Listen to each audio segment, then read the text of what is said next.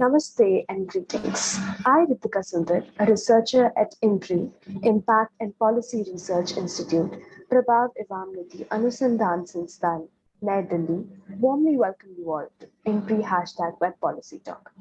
Today, we have gathered here for a special lecture on India-US strategic partnership under Modi and Biden by Professor Deepa Ollapally. This talk is a part of the series, The State of International Affairs, #Diplomacy Dialogue, which is organized by IMPRI Center for International Relations and Strategic Studies. Today, I deem it my honor to introduce the speaker. Deepa Ollapally is a political scientist specializing in Indian foreign policy, India-China relations, and Asian regional and maritime security. She is Research Professor of International Affairs and the Associate Director of the Sigur Center. She also directs the Rising Powers Initiative, a major research program that tracks and analyzes foreign policy debates in aspiring powers of Asia and Eurasia. Dr. Ollapally is currently working on a book, Big Power Competition for Influence in the Indian Ocean region, which assesses the shifting patterns of geopolitical influence by major powers in the region since 2005 and the drivers of these changes. She is the author of 5 books, including Worldviews of Aspiring Powers and The Politics of Extremism in South Asia. Her most recent books are 2 edited volumes, Energy Security in Asia and Eurasia and Nuclear Debates in Asia, The Role of Geopolitics and Domestic Processes. Dr. Ollapally has received grants from the Carnegie Corporation, MacArthur Foundation, Smith-Richardson Foundation, Ford Foundation, the Rockefeller Foundation, and the Asia Foundation for projects related to India and Asia. Previously, she was Associate Professor at Swarthmore College and has been a visiting professor at King's College London and at Columbia University. Dr. Ollapally also held senior positions in the policy world, including the US Institute of Peace, Washington, D.C., and the National Institute of Advanced Studies in Bangalore, India. She's a frequent commentator in the media, including appearances on CNN, BBC, CBS, and Reuters TV. She holds a PhD in political science from Columbia University. Welcome, ma'am. We're also very fortunate to have a distinguished discussant for today's celebration. Welcome, sir. Mr. Robinder Nath Sachdev is the president of Imagindia Institute, New Delhi, and the founder of the Lemonade Party. We look forward to learning from our distinguished speaker and eminent panelists, and we look forward to an enriching deliberation. With that, I invite Dr. Simi Mehta, CEO and Editorial Director, IMPRI, New Delhi, and the moderator of today's session to take over. Welcome, ma'am. Thank you, Ritika, and good evening to everyone. To understand India's relations with the United States under the leadership of Prime Minister Modi and President Biden, where we were, where we are, and where we could possibly go, we have with us Professor Deepa Ollapally, an expert on Indo-US relations. We are truly honored to have you, ma'am. We are equally privileged to have Mr. Robinder Sachdev, a practitioner and an advocate for strong Indo-US ties. Here, I would like to point out that we had requested Professor Deepa Ollapally for a lecture on the topic India-US strategic partnership under Prime Minister Modi and Biden more than a month back. And little did we know that it would be actually realized after the very successful visit of Prime Minister Modi to the United States a few days ago. And this is certainly a serendipity and so well timed that it deems essential to take stock of PM Modi's visit to the United States, his meetings with President and Vice President of the United States of America, heads of states of Australia and Quad, as well as other top leaders, including the business leaders. The bonhomie and the camaraderie that was exhibited by the United States and India certainly speaks volume in terms of India's economic growth, vaccine developments and their exports, including that of the essential life-saving drugs during the pandemic. mitigating climate change, its vision and position for a rules-based order in the Indo-Pacific, as well as its articulate stand against all forms of aggression by the state and also the non-state actors. So, firmly rooted in the development of the country, Prime Minister Modi positioned his priorities to all aspects of engagements with the United States that can have national implications, whether it was bilateral or regional or even multilateral. And of course, the impressions of the magical Modi amongst the Indian diaspora adds to the strength of the strategic bilateral relationship. So, without taking any further time, I invite Professor Ollapally to deliver her lecture, and we really look forward to an enriching deliberation. Ma'am, over to you. Thank you so much, Simi, for that introduction. You set a nice backdrop for the following discussions to take place. I'm so happy to be back at IMPRI. I'm very impressed with this young organization. And also, Robinder, very pleased to meet you for the first time. I've heard a lot about you, so I'm happy to be here. Let me start by saying that I think the picture on US-India relations under Mr. Modi and Mr. Biden are off to a very good start given what happened last week. Now, if I go back and look over a little bit earlier period, it has been rather mixed. And to anticipate my argument, I would suggest that we're going to see a rather mixed set of relationships when you look at the overall various dimensions. But I think it's certainly going to be a upward positive trajectory. There's no turning back.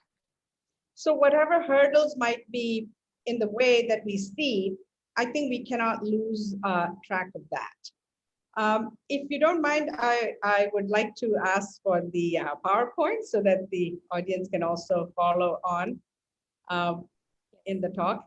So as I said, go ahead. The first one. Yeah. So one thing I want to say is that, you know, the bonhomie that we witnessed in the last weeks during Prime Minister Modi's visit, well, of course, I will say that I don't see it becoming a sort of a bromance, as we did see in some sense with Mr. Trump and Mr. Modi.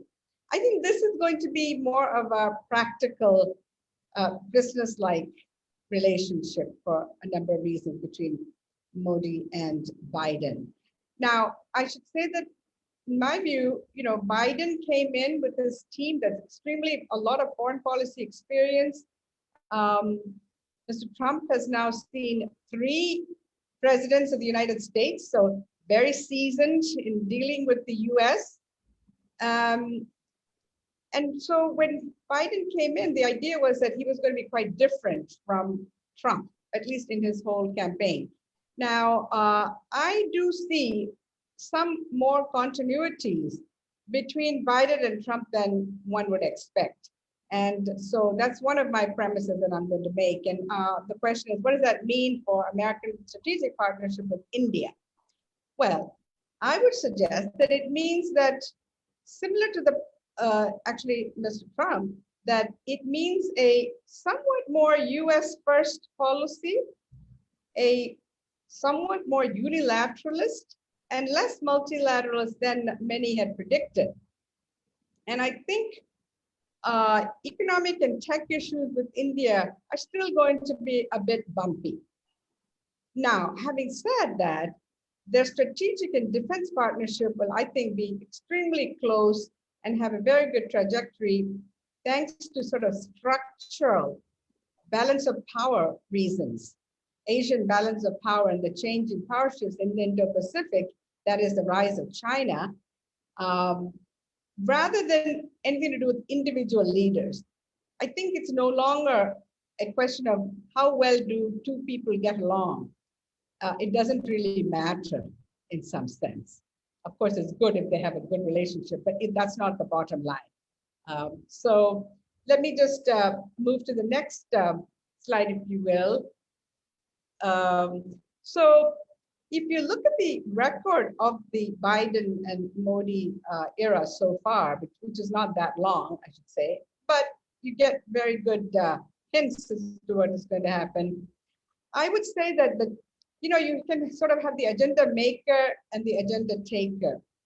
And I think that the Biden team is still very much a agenda maker. Now, the narrative when Biden came in was one of rebuilding US's global leadership through partnerships. So I would characterize it as US leadership through partnerships.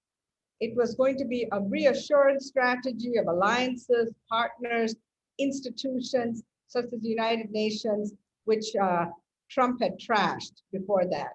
So it was really to correct the predecessor. Also promise more stability in foreign policy, more consultation with partners versus Trump's mercurial and opportunistic approach that kind of bordered on chaos in American foreign policy making. Well, if we look at the record of Biden so far and the strategic relations, they got off on a very good start because within a month of coming into office, he called for a Quad summit. And this was in March 2021, very successful just by the fact that they met so quickly. Because many of us thought that when Biden came in, his priorities would be domestic economics, given the whole beating that had been taken after the pandemic hit, as well as controlling COVID. So the priorities would have been expected to be completely, and also the domestic political churn that was happening in the US. So I would have thought that it would be much more domestic. So the fact that instead the Quad meeting was called, not only that, the Blinken team, the State Department, Defense Department, all of them came out very strongly about the fact that the relations with China was going to be highly competitive. I think he called it a relationship of extreme competition was the way Biden characterized it. Now, given India's own deteriorating relations with China, this was clearly reassuring. Also, it looked like there was going to be a big role for India because the US-China competition was going to be taking place in the Indo-Pacific, and it would be, as some have called it, coalition-driven, rather than a purely sort of Cold War style confrontation between just the US and China.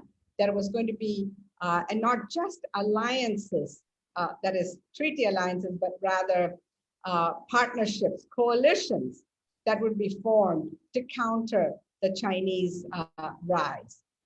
So all of that in the first few months itself, really, first couple of months almost, it seemed as if the Biden was saying all the right things. The narrative was just right. That said, a few months later, we, I think, are seeing a different side too. And this is what I said by the agenda maker and the America first and slightly more unilateralism. And I think there was a little bit more, the narrative did not keep up with the actual events and actions.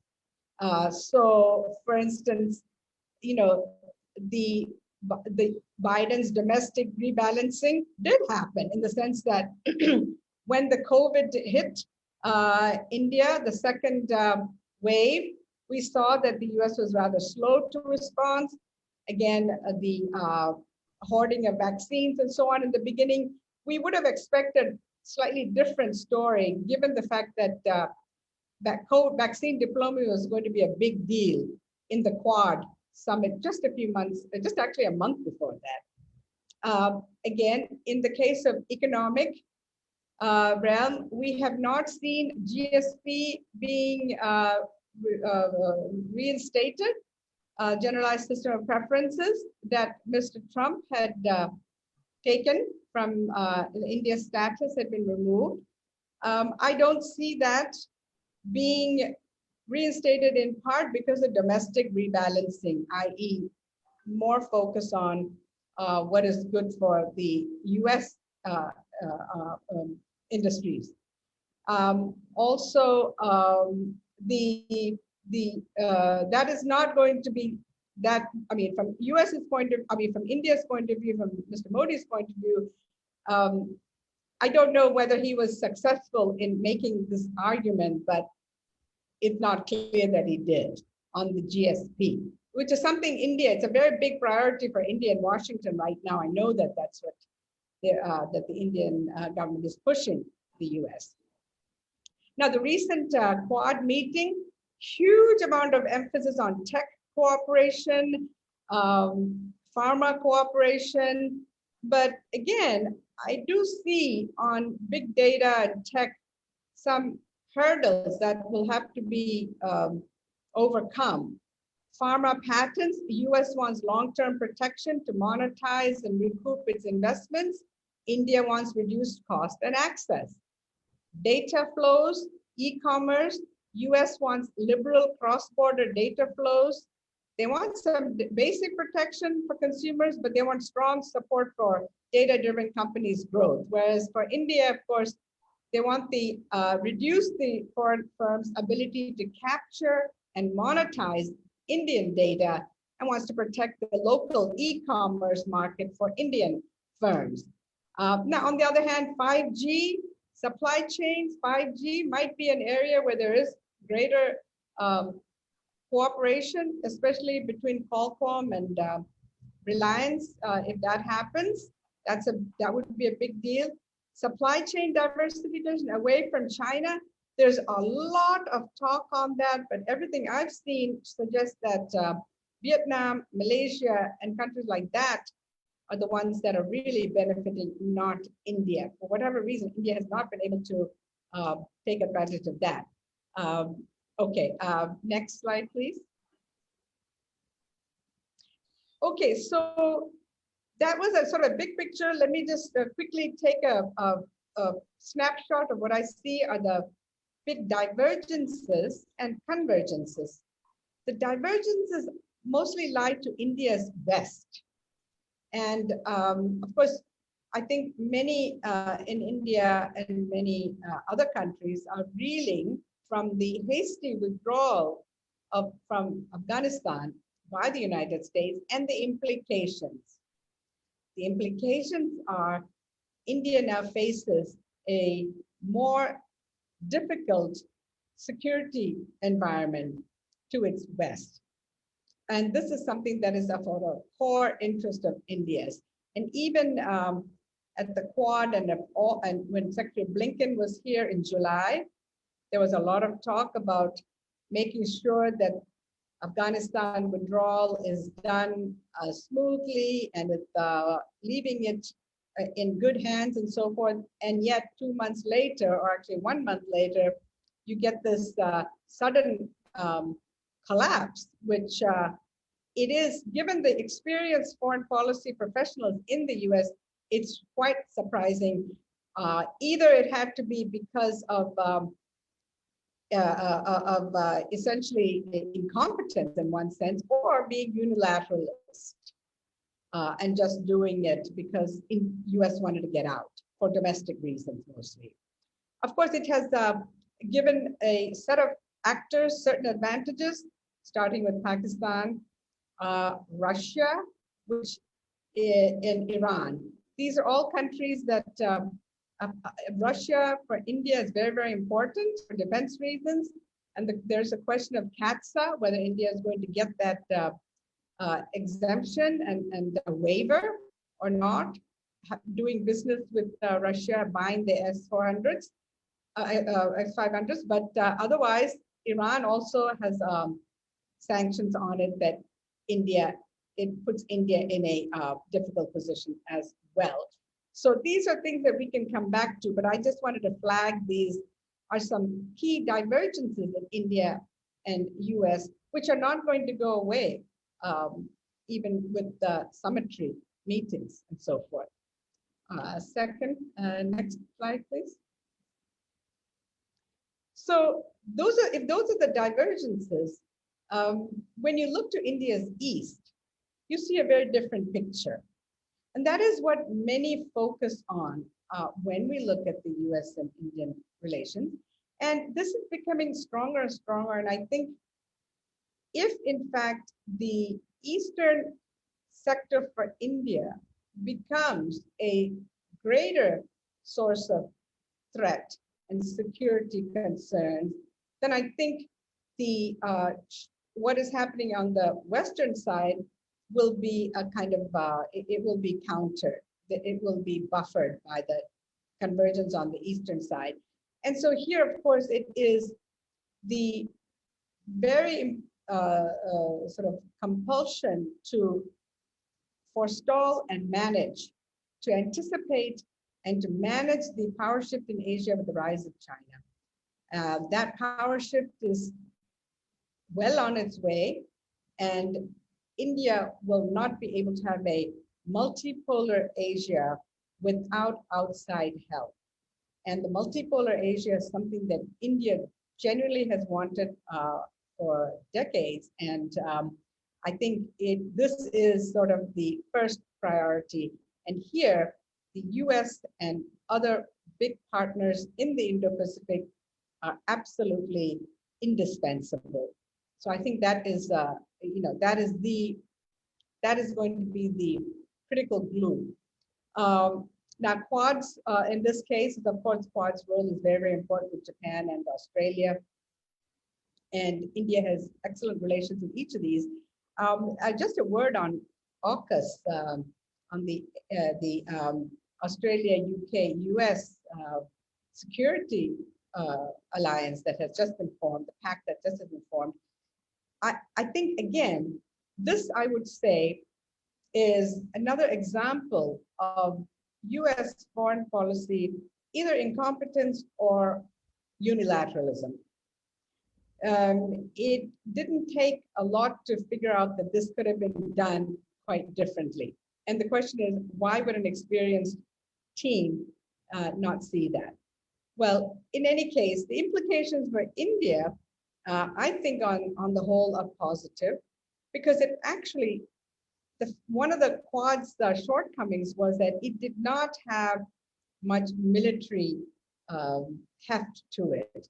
In fact, no one really wanted to talk about it, at least India, even though the US would probably be quite willing to do that. So I think coming up with this fact shows that the US is firmly committed to countering China in a military fashion, and it takes the pressure off of India to do so.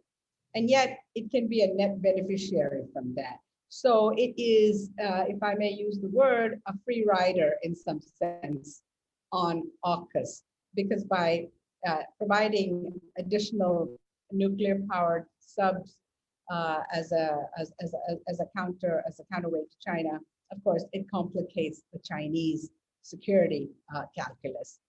And the other aspect I wanted to point out is that while we're in the Indo-Pacific, there are differing priorities for India and the US because of the fact that India-China land border is heating up and has heated up. And so now that is India has kind of a double problem with the Chinese, which if Chinese put more pressure on one, will India have the resources to cope with both? So the land-sea implications have gotten much stronger. And so we have to see whether the Chinese will put more pressure on India on land because of what happens in the Indian and the maritime region. The concerns for India are both, but I think for the US, it really is much more a shared threat in the ocean. So to what extent the US will be able to support or back India in the land conflict with China, I think that's a question that India is going to have to deal with on its own, in a sense. So I can leave it at that, because the next questions are really looking more at the future, and I know that Robinder probably has some questions on that. Simi, should we stop at this point, and or would you like? Okay.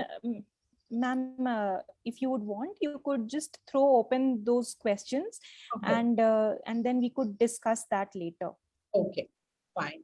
So if I'm looking at prospects, when I look ahead, let me just say that, given the fact that the way in which Biden team pulled out of Afghanistan, and this was not long ago, August, and followed by the Quad and so on, it still doesn't make up for the fact that the US has left a big security vacuum in the region. And so the idea of, to what extent the regional actors can be reliably, reliant on the US, to what extent they can count on the US, I think is still a bit of an open question. Now, of course, the US's rationale was that by leaving Afghanistan, it would be able to reorient and again rebalance, recommit to the Indo-Pacific, was something that has been said by the administration. But at the same time, it doesn't really hold a lot of water when you are sitting in the region. And so I think there is more uncertainty, and the question is, how do you prepare for this uncertainty? How would others like India, how do you prepare for uncertainty? Uncertainty also because of the pandemic. We don't know exactly how the hopefully post-pandemic world, but how that is going to look like. And so I think that's another area. And then finally, there is a lot of potential, I think, for both of the countries to leverage each other's strength to their own benefit. I don't think either have done that. And I think there are areas that they should be doing more of.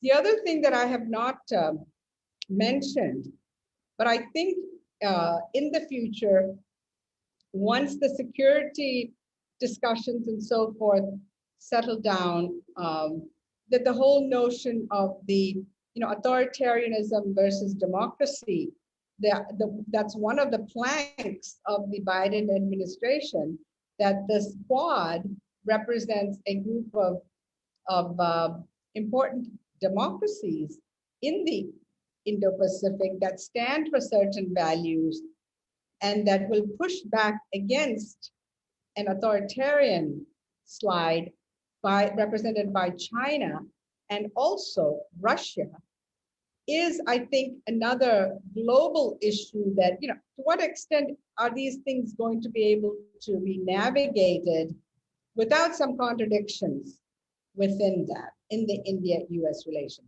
Now, but I want to just basically leave my talk with the notion that I started with, that I don't see anything, I can't anticipate anything really knocking the two countries off the current path.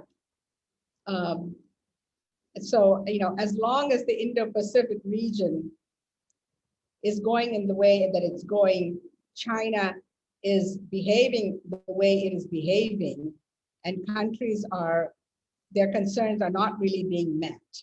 I think that is going to be the reality. And so managing that will be the challenge for both India and the US. And I think it'll take time for them to figure it out in a way that they're 100% comfortable. And as we saw, France and the US, closest of allies, oldest allies, they couldn't still find a way. So I think I will leave it at that. Sure. Thank you so much, ma'am. There are so many important questions to talk about and discuss. So wonderful. Thank you so much for your wonderful lecture. I would invite Mr. Robinder to share his remarks. Sir, over to you. Sir, please unmute. You know, Yes. Unmute is said to be the most said phrase in the COVID era. Please unmute. Sorry. Thank you. So once again, thank you to IMPRI for organizing this, wonderful discussion, and a pleasure to meet Professor Deepa Ollapally. Okay, so the way I've structured mine is maybe I'll take about 5-7 minutes of some notings I had made to share. And then as Professor Deepa was talking, I was kind of jotting down some thoughts which came my way. So I'll add those, and then we'll be back to a back and forth, right? Okay, at the very start, this times that we are living in, I'm saying it deserves a new terminology. This is the start of the post-COVID era, post-COVID yuga. And there are 3 reasons which I highlight. A once-in-a-century pandemic, a once-in-a-century friction between an existing power and an emerging power, right? America has been a superpower, let's say, empire for the last 100-odd years, we can almost say that, right? And now China. So this is a once in 100 years happening, once in 100 years pandemic just happened simultaneously, these 2 things. And the third thing is that a once in a 10,000 years, you could say, situation in which we are, which is with regards to climate change. Climate change is now becoming real in a way, right? You have floods and homes and heat temperatures and cold waves, etc. So suddenly climate change is not a, a vague or a soft term. Climate change is harsh and upon us. So, together these 3 things have created the start of a new era, I would say, right? Now, in this also what happened then on top of it, America's withdrawal from Afghanistan, the longest war, 20 years, etc., right? Then last week, I would say, was the first ever gathering in the post-COVID era of world leaders, right? At the UN or with Biden or between the 2, right? So it was like the world was rebooting after 2 years of hibernation, thinking, doing whatever, and looking to start a new world, virtually it is now. So, okay, and then, so America's withdrawal from Afghanistan, then the Quad, and then the announcement of the AUKUS, which caused a ruckus, which will cause a ruckus, I think, with France down the line, which Professor Deepa mentioned as her closing remarks, almost, right? Along with this, what is happening? Biden is attempting almost again, once a century kind of a investments within the domestic American economy to totally reshape it, right? With spends maybe adding up to $4 trillion or so, expected to come in, $1 trillion in infrastructure and another $3.5 trillion in social infrastructure, which would include high-speed trains, preschool 2-year free for children and such items. So it's a big thing that he's attempting. So that's the world we are in today. Now, as far as US-India relations is concerned, for this specific meeting, I think, as always, this meeting was also for India and Modi to find out how much we can trust America. Sure, the way is ahead, as Professor Deepa says, absolutely right. And there will be ups and downs, absolutely, hiccups and all. But then what are some, guardrails where we can build trust with America? And America has unfortunately, gone into the deficit on that account by its withdrawal, let's say, from Afghanistan, the way it was, and some other things, right? So one would have been the objective to gauge, trust, how much they definitely is. Now, as far as Afghanistan and Pakistan are concerned, these are known problems. I will not go into those, but I'll say one thing, Professor Deepa, you gave a very beautiful construct of the east and west of India, that, on the east we have convergences and on the west we have divergences. And amongst the divergences we have with America, okay, nothing will derail this relationship, but there is a small irritant, an important one, the CATSA sanctions on Russia. Okay, fine, America will give us a waiver maybe this time. That itself is not known, so that's why, we got to figure our way out. But what about in the future? In the future, America will say, okay, once, but now no more big military ticket deals with Russia. So how will India reconcile to that? That would be one big question. Second question, which has troubles for us, which I hope Modi ji would have raised or not, is the Iran sanctions. You see, the American sanctions on Iran are hurting India needlessly. Okay, we are not buying oil from them. Okay, we are buying from America. Okay. But all of our infrastructure reach into this region is now in the limbo. And Iran is also tilting towards China. They've signed a large $400 billion oil and gas long-term deal kind of a thing. So if Iran also goes into slightly that orbit, then this entire geography of the East, Pakistan, Afghanistan, all of this up to Central Asia even is blanked out for us, even for on the ground intelligence gathering. We won't have any human in it if we can't get our people going their routine. Now, terrorism. In terrorism, what's been happening, sure, Modi, Biden talking and terrorism is, but there are two different things which people are not addressing, I think, in the right manner, if I may. One is terrorism, which you can fight with guns and technology and drones and, right? The other is radicalization of the mind. All world leaders today are talking about terrorism, and all they seem to come up is throw more money into technology, arms, cameras, etc., right? But the other 50% which is there is right from childhood, the minds of the children of tomorrow. That has to be addressed to stop, or not stop, mitigate, reduce in the long term radicalization. I don't see much happening there, but I'm really repeating where I get the chance that this should be one of the top priorities when you're talking about, you know, the dangers of terrorism. Now, one comment in between, there was some time a talk that why the Afghan army melted into the, you know, like a knife through butter. The Taliban played a very smart strategy. You see, when they struck the deal with the US, they stopped attacking the US and the US started withdrawing. So in the last year and a half or so, the Taliban went around to the provinces, remotest towns, villages where the Afghan army was, soldiers, and told them, guys, look here, Americans are going. In a year, we will be in Kabul. You better throw up your arms right now or take some bribe from us, or on the 31st of May or whatever, we'll come and we'll slaughter you. They just spread this idea. And the Afghan army was hollowed out psychologically, okay, and a logical strategy anyway.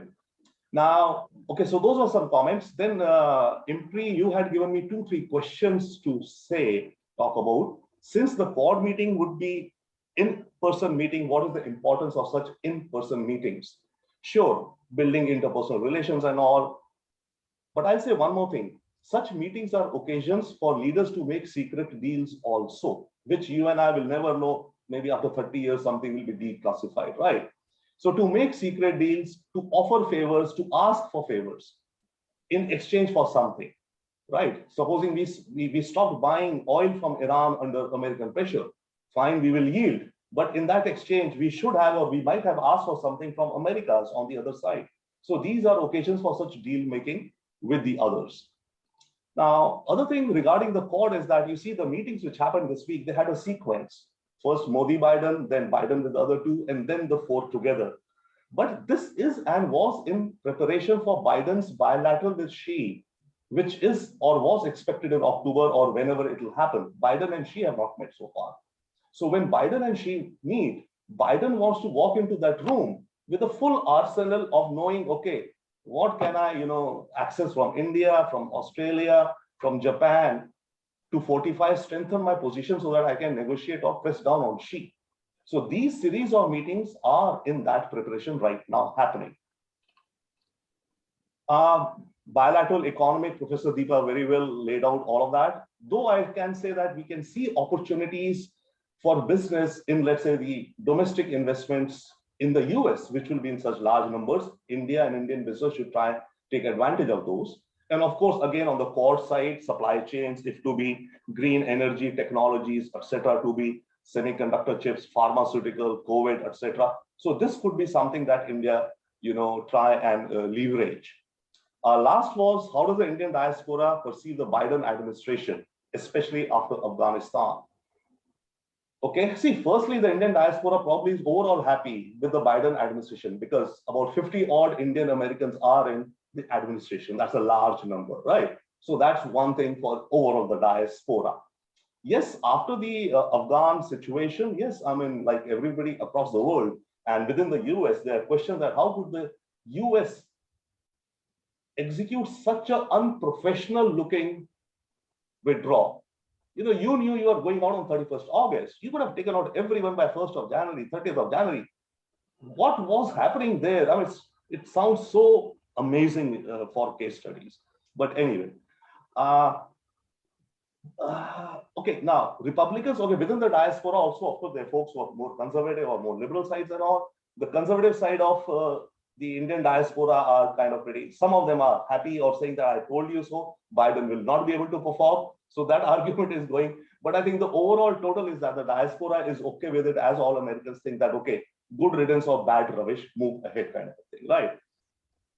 Then in the 2020 cycle, this last year, there were over 200 candidates of Indian origin who contested various elected, positions, open primaries or the main ones. Next year definitely will be more. And as Professor Deepa said that the Indian American community, I think many of them miss the bromance of Trump and Modi. People do miss that. So that's there. So the way forward, to my mind, I'll come to that, is live and let live, a curriculum in schools compulsory all across the world, religious schools, public schools, private schools, etc. I leave it there. I have some comments on Professor Deepa's, this thing also, but maybe I've taken a lot of time. We can bring them in as the conversation goes now. Thank you. Sure, sir, sure. So thank you so much. You have really taken your time and sought to answer the questions we believed that were important.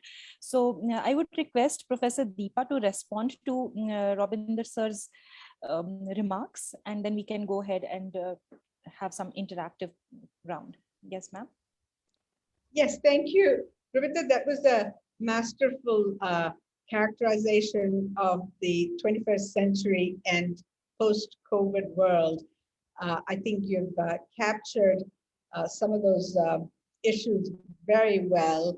The post-COVID on the, I see in the way you've said it, I would put it in a different way, take what you just said, because the two things that are key, leaving aside climate change that is, well, actually you can keep the climate change, but the COVID and climate change are forces to me that suggest need for greater global cooperation, because you cannot work one against the other. This is global problems. You cannot sort of fence away your borders.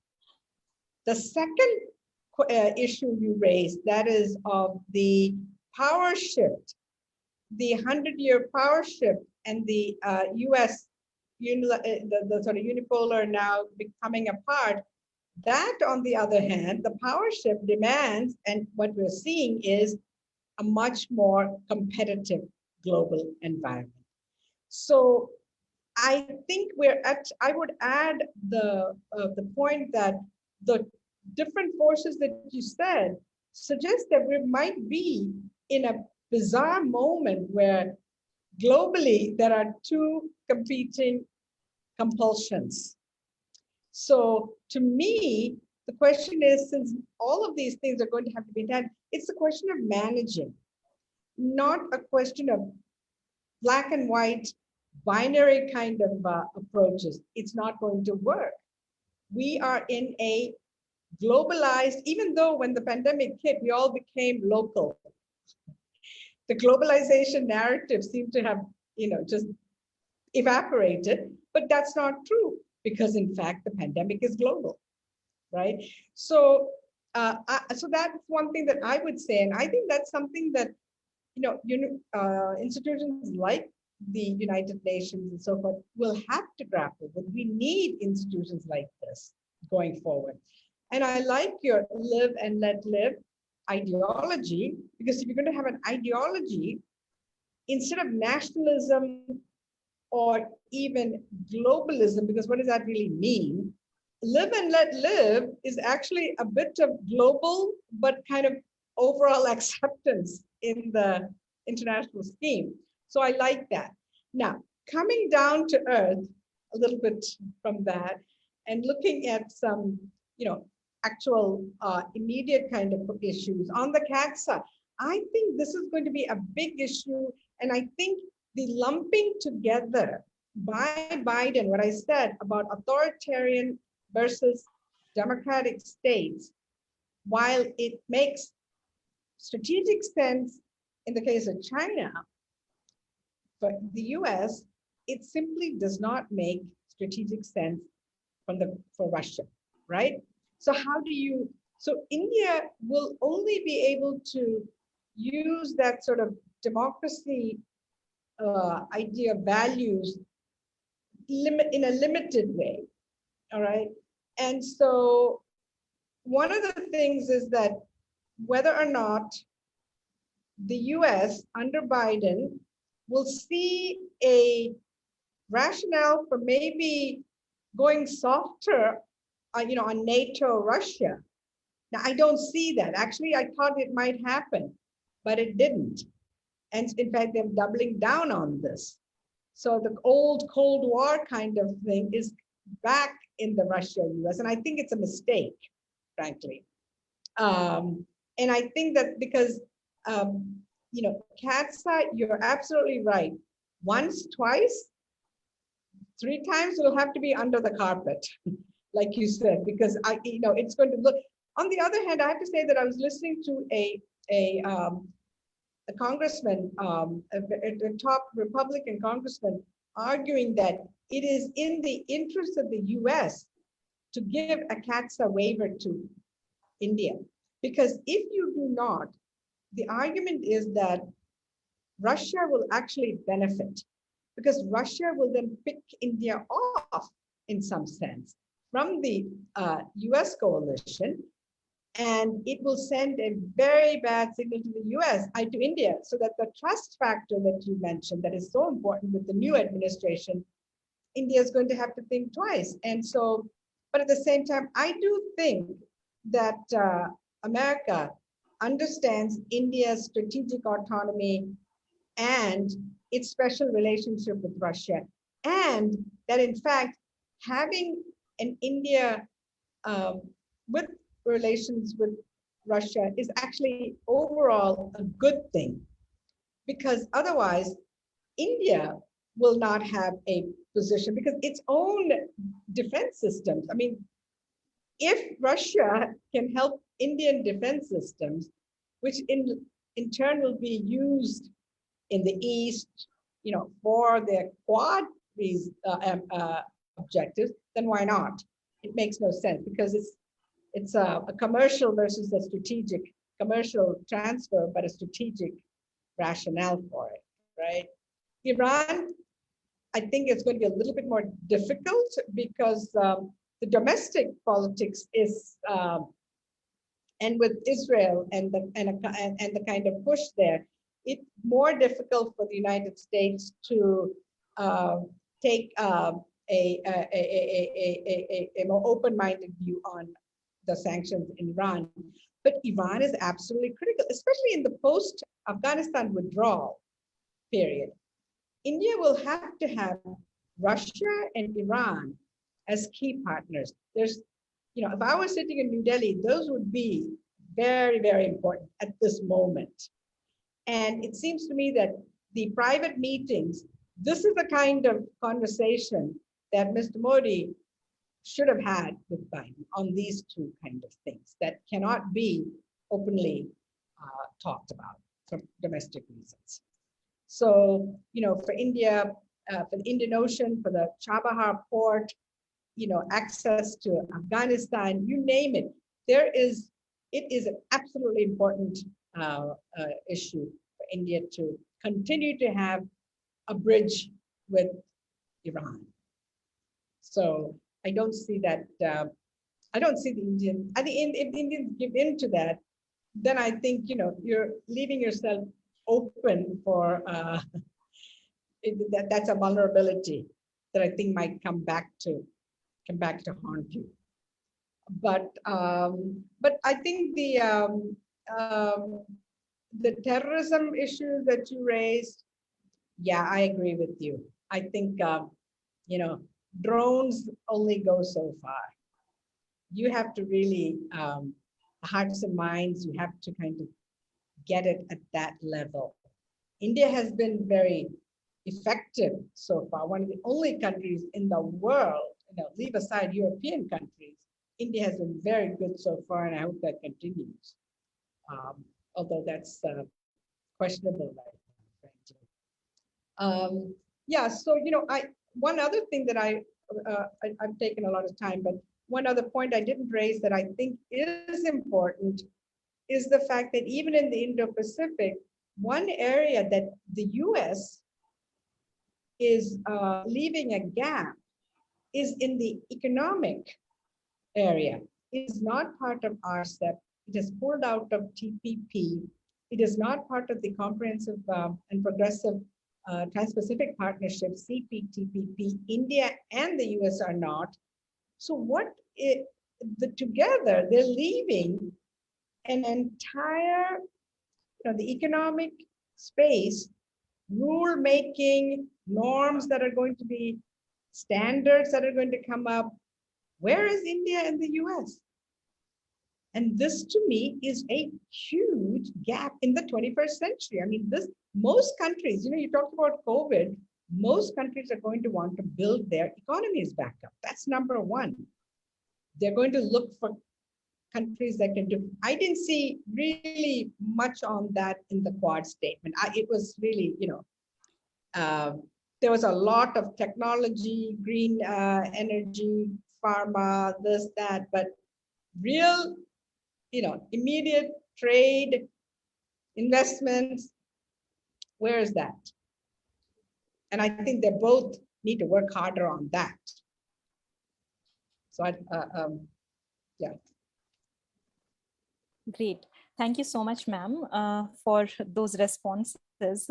I would like to point out here, since we have been talking about Quad and AUKUS so extensively, the ASEAN countries in their meeting with the US officials and also with that of the Australian officials, they have been quite concerned about this whole deal, and in fact the whole AUKUS thing, since they have mentioned that it could spark off a very complicated situation, upset the power relations, and it would be dangerous for them, especially in the South China Sea.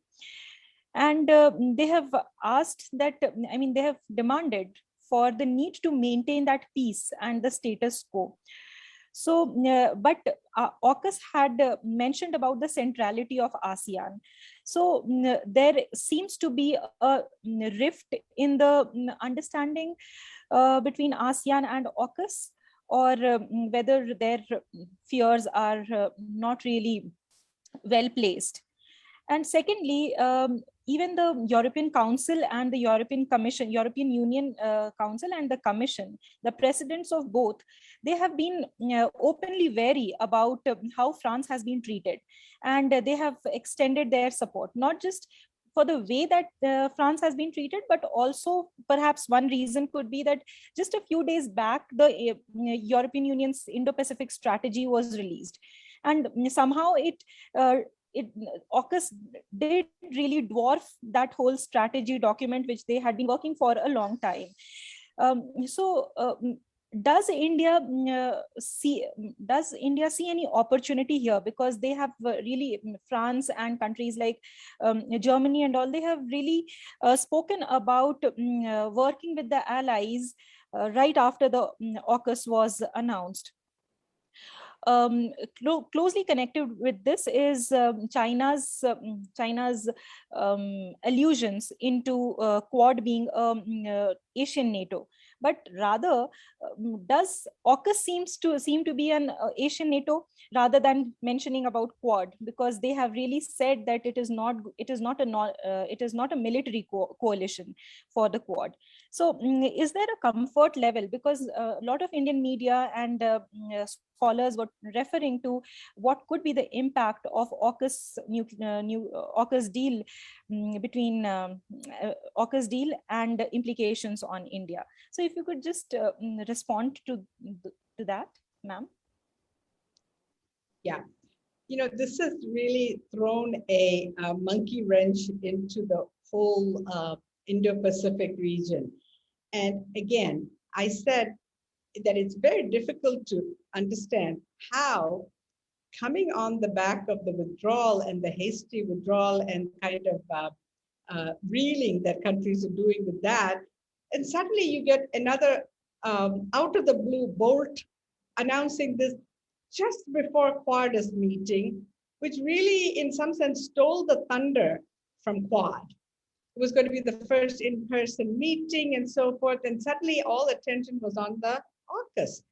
Now, I would say that seems to me that one of the reasons that this was done was Biden administration's objective of saying very strongly to China that we are actually going to take some, hard steps here. We are serious about the militarily competing with you, China. And I think it was that was the overarching objective from the Biden administration. Also, let's be clear, it's a very big commercial deal as well. So I think domestically, it is again a motivation for that. So I think either way you look at it, it was in the interest of the United States to do it. And I think just like it did not really take into consideration the fallout from the Afghan withdrawal, similarly, it did that, which is why I said it's either incompetence or, from a foreign policy experienced group, incompetence is a little bit surprising, or that it is that this is our interest. We are going to take the path that is best for us. Now, France, as I said, what is really ironic is that France is the only European country with actual territories and a military presence in the Indo-Pacific. Reunion, New Caledonia, all these, and they have several, naval vessels, naval officers and so forth, and troops. They have a presence. They actually are a key Indo-Pacific power. And for India in particular, having France do more in the Indo-Pacific would have been very useful, because on the one hand, having a more multi-lateralist combine in the Indo-Pacific, where that would be a much stronger cohort. And I think for India and France, there's a special bond, and that is they both value strategic autonomy highly. In fact, I think France is, a mini India, and India is a mini France in their foreign policy thinking. Because look at the way that France deals with NATO and has its own force de frappe and all that. It's just historically like that. So my own sense is that whatever the fallout for ASEAN, that India and France can still work very closely together. Foreign Secretary came out and said that AUKUS has nothing at all to do with Quad. We're delinking it from each other and so forth. Came out very specifically saying, this is not our thing. Now, of course, why not have from the US, this is a military alliance with a alliance partner, 2 alliance partners. So there's no reason to be that shocked about it in one sense. It does put the ASEAN countries in a little bit of a fix, but at the same time, does it really? Because the US has military alliance in the Indo-Pacific with South Korea, with Japan, and so forth. It's in Taiwan. So, and Australia. So it is just tightening and strengthening the relations. We're not going to see Australian nuclear subs all around the place tomorrow. Of course, what will happen is that slowly, if it does start patrolling in the South China Sea and so forth, then then the questions will arise. But it is a way of, I think, signaling to China that you better change your behavior, or we're serious about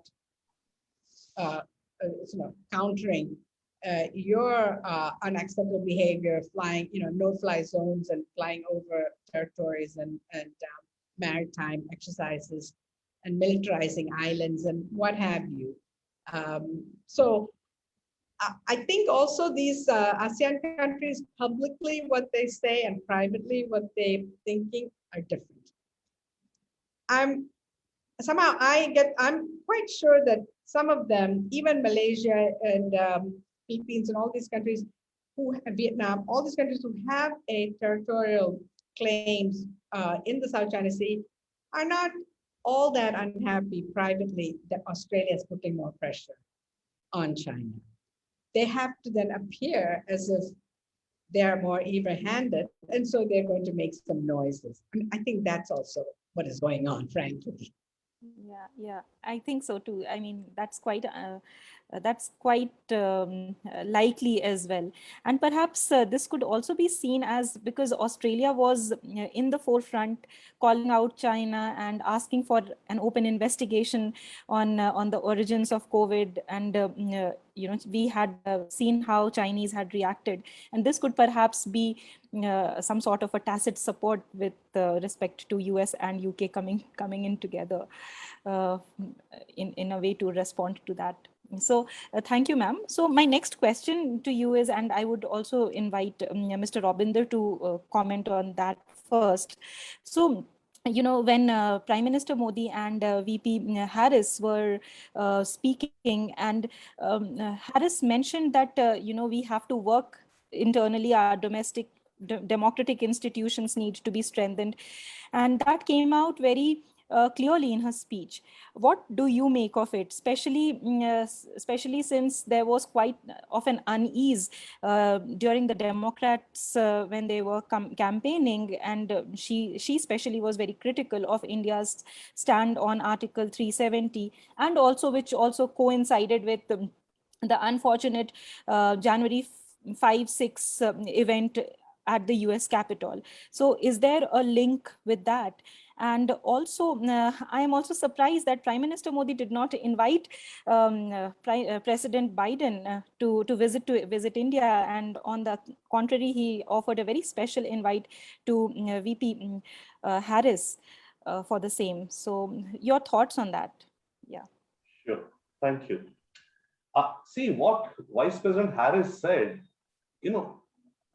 By the way, there's a different meaning to the issue of terrorism worldwide now.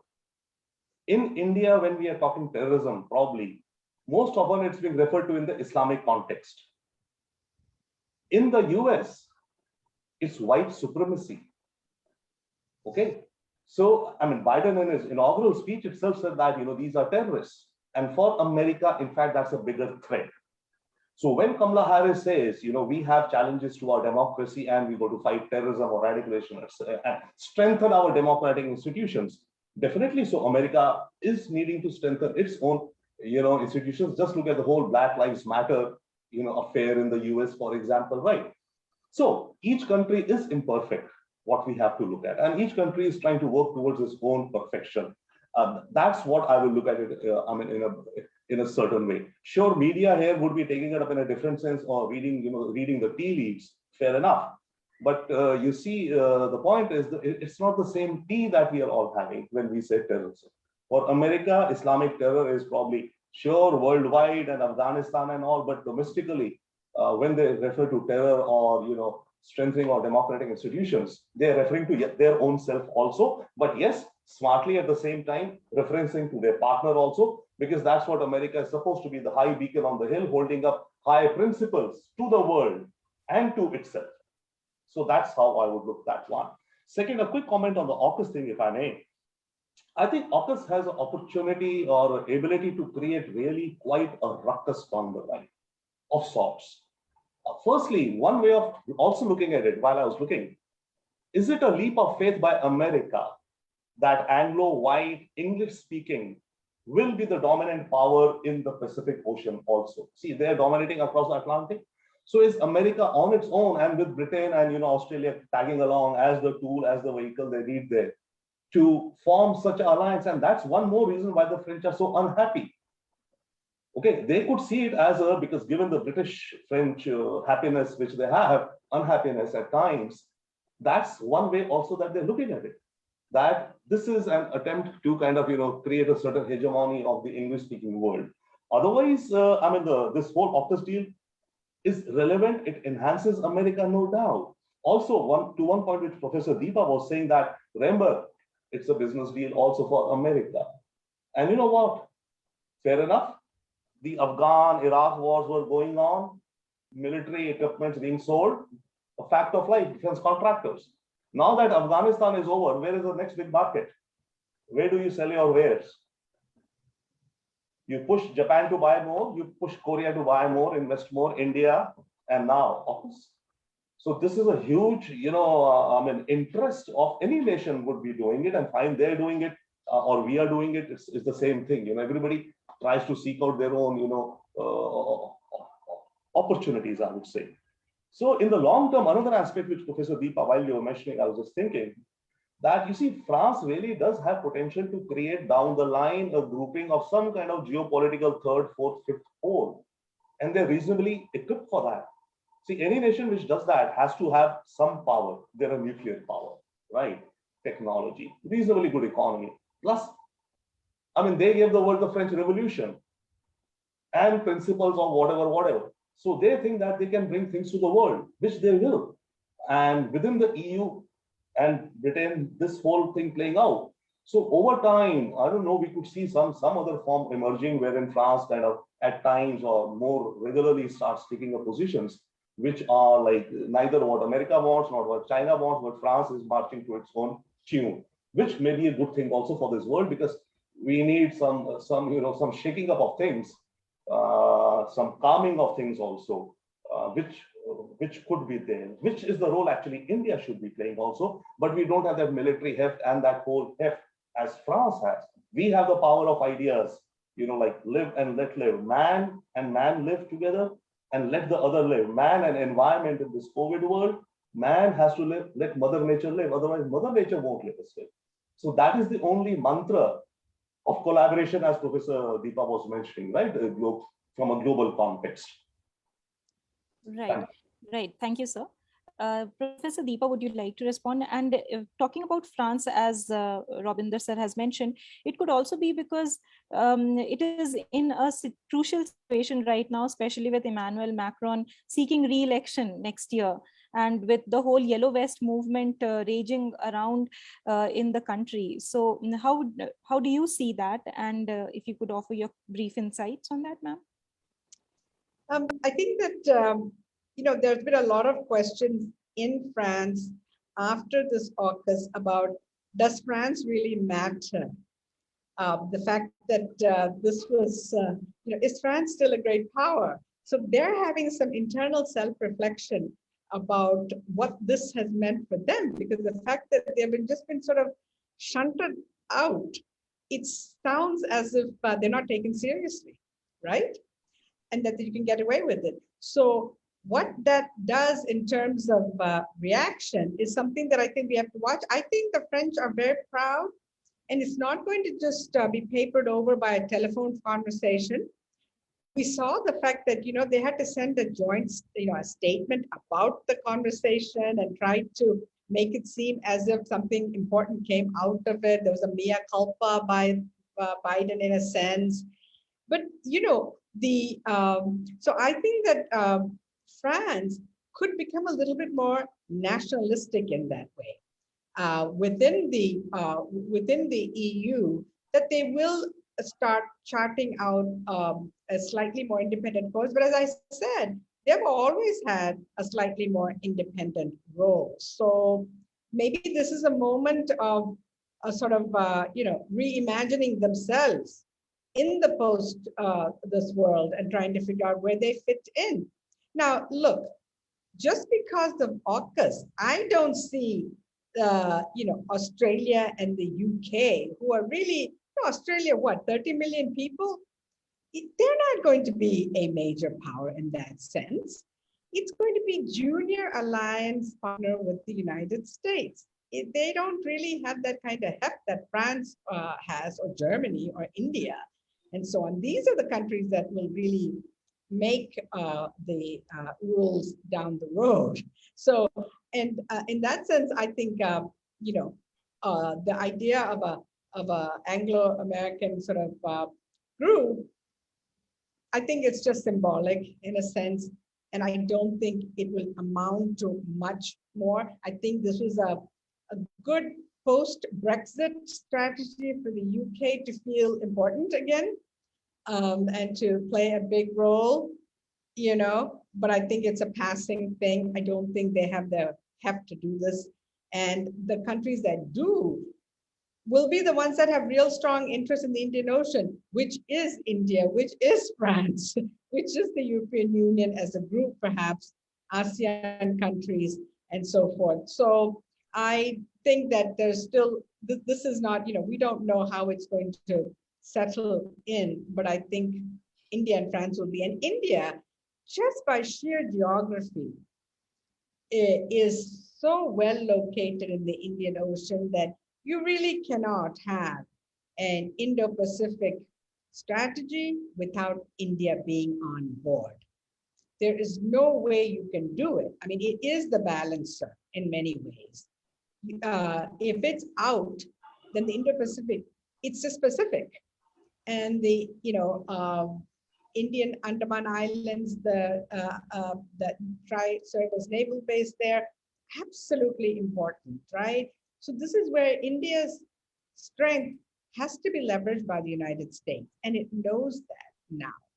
And vice versa, India, as long as the AUKUS is keeping China occupied, it buys degrees of freedom for India in the Indian Ocean, which is where its real interests lie. Okay, so I think AUKUS, in that sense, from India's perspective, probably will redound to its benefit ultimately. It has more degrees of freedom, I think, and it takes the pressure off of it.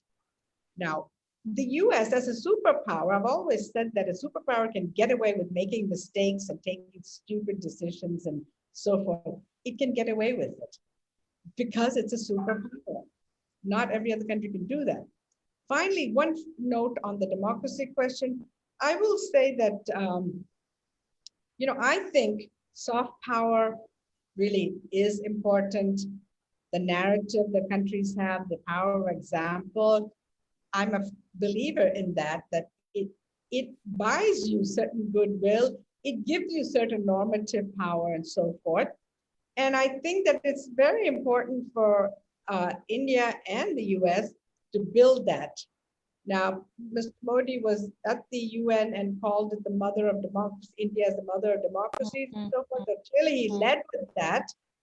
But at the same time, it needs a lot of building up in India because the reputation is not good right now for India abroad on that.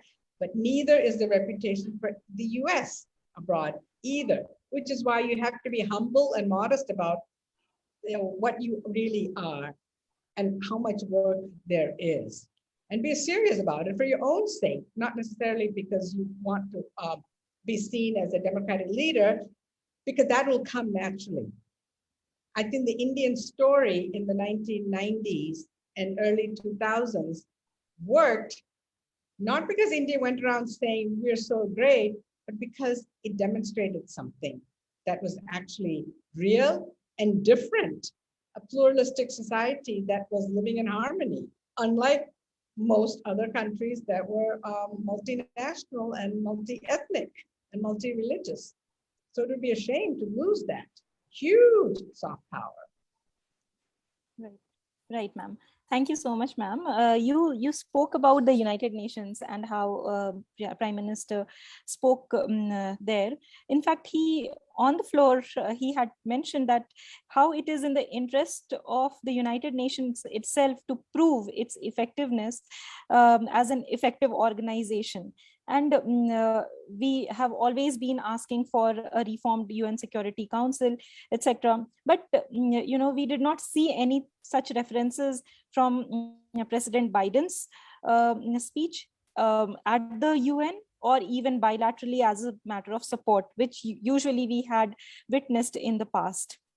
So if you could just talk about that, and also coming back to India-US relations, the ties are really on fluid grounds. There were no major solid announcements that were made during this visit to the US or by Prime Minister Modi. And in fact, when former President Trump had visited India just before the onslaught of the pandemic, you remember he had enthusiastically said that we are really very close to a mini trade deal. And it was like he had raised our aspirations and hopes, and then this never saw the light of the day, although yes, pandemic was there, and then he had to leave office. Can we see these trade dialogues between the two countries resuming in this administration of the two in the two countries? And what are the hindrances where we could really work upon? And of course challenges are there, but can we really see something progressing on that front? Because that's very important for as far as India is concerned. Ma'am, if you could quickly respond to that, and then Robinder.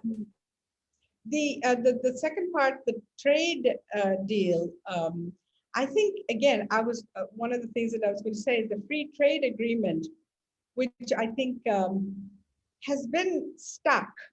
And I don't see a great deal of hope of that coming into play, because the domestic situation in the US is such that the Democrats are going to be much more concerned about protection.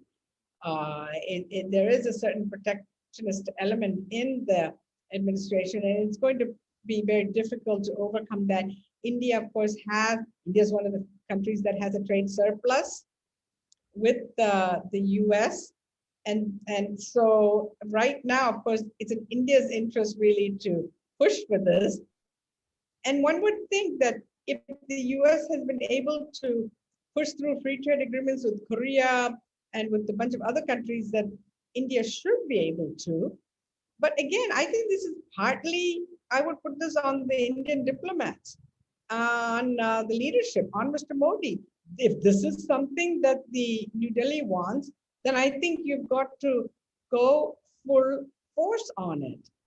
Get the Indian diaspora pushing this, have, figure out ways in which to make it an attractive thing and put pressure on Congress, because Congress is the other big bottleneck where they're not really willing to do free trade agreements unless it is in the US interest, very clearly.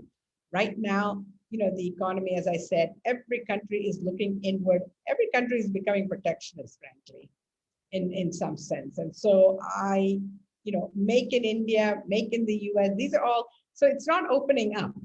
The ethos right now, the atmosphere is not liberalization, it is protectionism. So I don't see that. Just the fact that Biden has made no moves to restore GSP is another issue, even though I know it's at the top of India's wish list with the US. So that's not, I think that's not going to happen. The UN, I think there's a lot of fatigue with that argument about UN Security Council and reforming the UN. Because Security Council, India getting a seat is not just India getting a seat because X number of countries support it. It requires a full-scale UN reform. And that is going to, whether the Europeans are going to get one seat, whether Africa, whether Asia, it's a whole bunch of discussions that are going to come. I think no one has the bandwidth right now to open that can of worms and really put their mind to it. I think there's a lot of fatigue with that. It's there, it may happen at some point, but is it that important? Especially when India now has at least 3, maybe 4 very good friends on the Security Council. Because in the past, 20, 30 years ago, it did not. It had one, pretty much. I would say now it has four. So that's in a pretty good position. Yeah. India's in a good position that way. Yes, ma'am. Thank you. Yes, ma'am. Sure. Thank you for your response. And quickly, Robinder sir, would you like to share your views on this? And then we'll move to the way forward round because we are really out of time. I'm Yes. sorry. Yeah, sure. I mean, Professor Deepa covered it all so nicely. On the UN thing, I'll absolutely agree. In a way, it's like accept the reality. I don't know. I mean, when could the UN Security Council be reformed? Virtually minimalistic chances. So why waste your capital, your chips, your favors, or your effort and energy? But yes, at a certain level, there should be a constant drumming up of that. And as Professor says, much more with our diplomats, we have to get very aggressive out there in the world for multiple other things also. So, but at the same time, the UN maybe has a chance to become more relevant if it takes up some things with leadership. And if some countries or all get together on some common minimum programs, let's put it this way, right? It is, whatever it be, it still is the only global mechanism which seems to be around. The world does need something like the UN. Now, the matter is, life has handed you a lemon, make lemonade.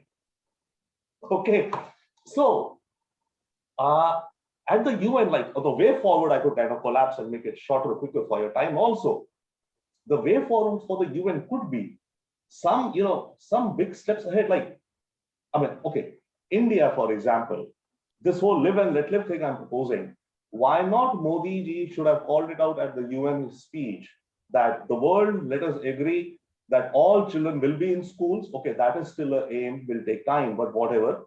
And all children across the world, right from age 5 to 15, will have compulsory education on compassion, diversity, respect. For 10 years, they will not get a certificate without that. Modi ji would have floated this big thing and let the world come around. The world needs something like that. That's the way for in the future, as I would say also, which I would put forth. You have to bring some big ideas. I mean, we say Vasudev Kutumbakam. Believe me, Vasudev Kutumbakam is, I don't understand it. The world is a family. Don't we have killings within a family? Brothers killing sisters, parents, children, whatever, etc. Live and let live is the core of Indian philosophy. And it has live a good life, healthy life. After COVID, people are more realizing how to live and let the other live. It becomes a more action-oriented kind of a, call. That, come on, let us live and let live. But it doesn't mean that you cannot bend down. If somebody does not let you live, then you do the or else, like with India, China. We say to India and China that, come on, guys, let's live and let live. If China attacks us on Galwan, obviously we will, survival is the most basic of human instincts. We will fight. And that's what our soldiers did on the boundary, right? So live and let live, or else will be whatever will be. But first, the emphasis on this. So India can bring this thing forcefully. It's a matter of, again, as Professor was saying, that people are tired, we don't expect much from the UN in many ways, but I see there is opportunity, there is a need for some such things coming from the UN. Right. Thank you, sir. Very powerful indeed. I think you have really clearly summed it up, Paul. Thank you so much for those comments. I would now request Professor Ollapally to share her views on the way forward in India-US relations, especially, and also how this partnership can actually be carried forward in the global context. I mean, not just bilaterally, but how can it yield to a strong or a peaceful world order? If I may put it that way. So over to you, ma'am. Yeah, just a couple of points. Robinder, I really love your idea of the age 5 to 15 education on live and let live. I wish one would actually take that and run with it globally. On US-India relations, let me just say that I think, the idea of a multipolar world, I think, is still something that is extremely desirable, rather than have either a unipolar single hegemon or a kind of competitive bipolarity that we've seen in the past that ends up being a highly confrontational, bipolar kind of situation that becomes more militarized, I think you can have something which is more multipolar, where big powers, uh, autonomous, sovereign, learn to live with each other, give each other strategic space. And India can be one of the leaders in that, with its earlier history of non-alignment, despite all the compulsions to the contrary. I think there is the possibility of now not allowing it to become a US-China kind of competitive relation, but where other countries have their agency also. So in a multipolar world, I think all big countries want a multipolar world, actually. Unless you happen to be a hegemon, that obviously, so the idea is multipolarity, but not hierarchical the way that we've seen in the past. More collaborative, consultative, and the working together in different groupings, whatever makes sense in any given point in time to solve a problem. So functionally, you deal with issues as needs to be, whether it's climate or COVID or industrial policy, whatever. So to me, India and the US can work on that, because I think India does not cow down easily. And I think that is something that one hopes it will continue to maintain, whatever global relationship takes. The other thing is to come down a little bit and say, all right, where are areas that we're not seeing them leveraging each other's strength? One is in the Indo-Pacific. I think that soft security issues need much greater attention. So for instance, environmental, but also blue economy, maritime security, fisheries, all of the things, the economic viable, sustainable projects and initiatives that can then provide, you gain influence with other countries in the region, important countries that are looking for things like this humanitarian and disaster relief, all of these things that we really just, list, but don't really pay attention to enough. So I would say that India and the US in the Indo-Pacific specifically need to do more on soft non-traditional security issues, which we have not talked about, but I think there's a lot. And there is a way in which you can gain influence regionally and globally, because you will be then countering, the Chinese in terms of influence. Because at one level, I think economy and technology may be where we're seeing the big competition in the globe, not just military. Absolutely, ma'am. And for that, people to people ties are so important. And both of you are, living testimonies of that. So thank you so much. Yes, it was so fantastic listening to you, Professor Ollapally and Robinder, sir. I'm sure you agree with me that we have been able to cover a lot under this topic. And there are so many bits and pieces that really and of course, the complex geopolitical scenario, we cannot really cover all of them and each aspect, and every one aspect has its overlap on the other. So it was really, really fascinating, and I learned a lot personally, and it really and I would like to really propose the formal vote of thanks on behalf of the IMPRI Center for International Relations and Strategic Studies. Professor Ollapally, we are deeply grateful to you for your time and for having spared your enriching insights for all of us, and for all of us watching here on Zoom and also on Facebook Live, and also all those who would be watching us on YouTube and listening to our podcasts later. And Mr. Robinder, so grateful to you that you've been able to talk about some very powerful statements, as in how India should, conduct itself. The powerful example of conduct of live and let live, that is really important, and perhaps we could take cue from it, and it could lead to important policy suggestions. So thank you so much. We are really honored that we could do this today, and we hope that we continue to engage with you and learn more from you. So thank you so much. I wish you all a very good day. Thank you. Thank you, sir. Thank you, ma'am. Thank you, Simi. Thank you, Robinder. Thank you, Professor Thank you. Deepa. Pleasure. Thank you, Dr. Simi. Thank you, Dr. Arjun. We never got to see you, but you are always around. Thank you. Bye-bye. Thank you. Thank you, Arjun. Thank you. Bye-bye.